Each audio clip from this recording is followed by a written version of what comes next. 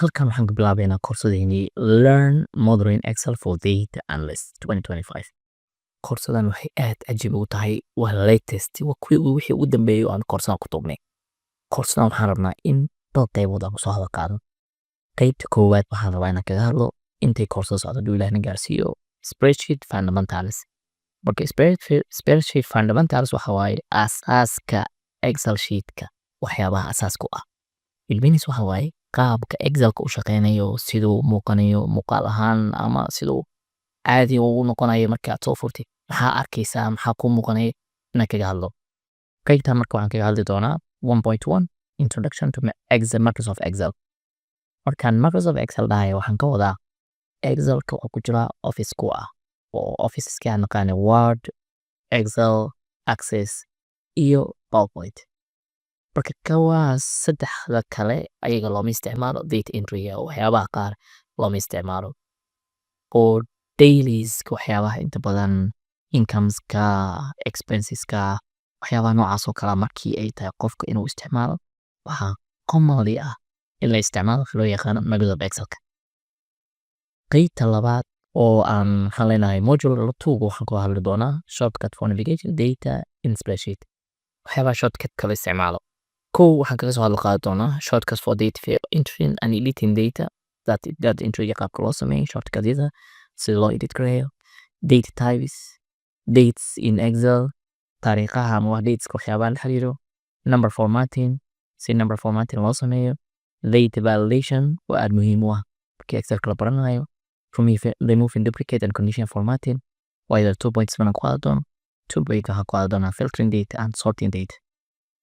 Intaan from 2.2 ka bilaabo 2.1 ilaa 2.8 waxaan kaga hadli doonaa shortcuts ama waxaan leenahay waa qaybo kala duwan ee ah data in spreadsheet waxyaabaha loo isticmaalo dhammaantood waa data kala duwan aan isticmaali doonaa. qaybta saddexaad waxaan kaga hadli doonaa loo yaqaano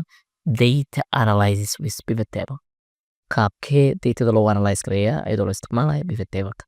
Pivot table wuxuu ku jira waxyaabaha summarizing data loo isticmaalo datada markii la rabo in la summarize gareeyo ama la soo koobo asaga loo isticmaalaa. waxaan soo hadal qaadi doonaa sida loo abuuro creating pivot table fundamentalska sida modification loo sameeyaa ama loo bedelaa loo qurxiyaa automatic waxaan leenahay data and date groupingka si date groupingka loo sameeyo ama datada si loo group gareeyo summarizing value by options ayadoo mar la isticmaalayo count mar la isticmaalayo sum mar la isticmaalayo average min maximum waxyaabaha la isticmaalayo. Slicers and timelines qaabka loo isticmaalo slicer waxa waaye like adoo filter oo kale waa loo isticmaalaa calculating field iyo Microsoft Copilot oo ah Copilot waxa waa qayb AI artificial intelligence ee Microsoft Excel ku jiro oo ku shaqeeya qaybtan oo soo hadal qaadi doonaa. Data visualization in Excel ee qaybta afraad kaga hadli doonaa. Data visualization markaan leeyahay waxa waaye qaabka datada chart ahaan ama loogu soo bandhigayo. Su'aalaha qaybta koowaad waxaan kaga hadli doonaa 4.1 ka part line by column waxyaabahaasaan kaga soo hadal qaadi doonaa. Advanced chartska waterfalls sunburst panel tree map waxyaabaha inta badan available ku ah Exceladii u dambeeyay 2021 iyo wixii ka dambeeyay waxaa ku jira interval charts oo latest ah. Interactive dashboards anoo isticmaali doona dashboard caadi ah from controls linking charting dynamic range waxyaabahaas ayaan isticmaali doona oo ah dashboardska waxaan leenahay qaabka loo control lahayo sida chartska la soo celinayo dynamic range loo sameeyo conditional visualization oo ah waxyaabaha inta badan conditional visualization anoo base gareynayno heat mapka sparklineka iyo icon setska. ugu dambeyn waxaan sheegi doonaa 4.5 waxa loo yaqaano storytelling with data in Excel. Modules 5 ka waxaan ku baran doonaa advanced data analytics featureska part query qaybta loo yaqaano data extraction and transformation datada markii la rabo in la nadiifiyo data in la sameynayo power pivot-ka isaga waa soo hadal qaadi doonaa data management relationship waxyaabaha markii la dhisayo DAX oo loo yaqaano data analytics expression laga soo gaabiyo functions for analyze iyada aan soo hadal qaadi doonaa. Module 6 ka aan kaga hadli doonaa Excel with AI. AI waa koraynaa ayaan dambe waa waxa u badan aad loo hadalaayo ChatGPT ku shaqeeya ma Google way leeyihiin mid loo yaqaano Bard shirkadii oo dhan way sameeyeen. Shirkadda Office ama Microsoft waxay sameystay ayadana si lamid ah Copilot kay sameystay oo every time free ah wax badan automatic.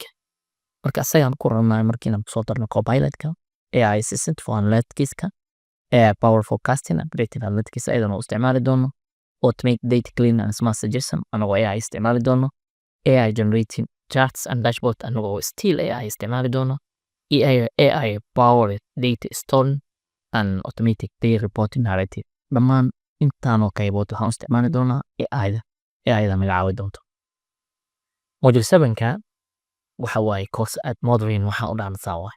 practical application of Excel in data analytics financial data analysis data financial soo qaadan doonaa sales and marketing analytics soo qaadan doonaa data ama waxyaabaha wax la gadida iyo suuqyinta HR and workforce analytics ayadana soo qaadan doonaa supply chain and logistics analytics soo qaadan doonaa academic research data analytics ayadana isla mid soo qaadan doonaa intaanoo qaybood waxa waaye waxyaabaha datooyin kala duwan ama finance ahaato ama sales ahaato ama HR ahaato ama supply chain ahaato research data analytics ahaato dhammaantood soo qaadan doonaa intaa marka laga soo tago kan ugu dambeeya modules 8ka waxaan leeyahay case study and project oo noqon doona building sales dashboard with pivot table and all AI insights anagoo dashboard dhisi doono oo ku base gareey doono pivot table anagoo isticmaalayna then AI insights ama reporting ku sameeyay qaab AI cleaning messy data set with Power Query and Smart Filter anagoo isticmaali doono Power Query data nadiifino forecasting future demand with AI powered Excel forecasting and then ugu dambeyn waxaan sameyn doonaa automated monthly management report oo 8.4ka dhammaan waxaan hadda soo sheegay oo dhan waxaan rabnaa koorsadan doo ilaahna gaarsiiyo inaan si faahfaahsan u hadli doono